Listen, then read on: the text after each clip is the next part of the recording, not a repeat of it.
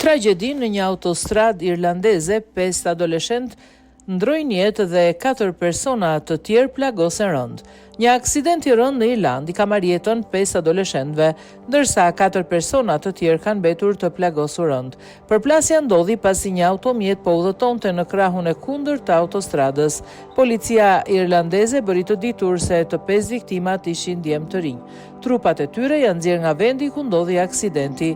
Automjeti që lëvizte në drejtimin e gabuar u përplas ballë për ballë me një makinë tjetër ku ndodheshin 4 persona, 3 gra, 2 prej të cilave ishin në të 30-at e tyre dhe një në të 20-at, si dhe një djalë. Të gjithë të plagosurit u transportuan me urgjencë në spital me lëndime të rënda.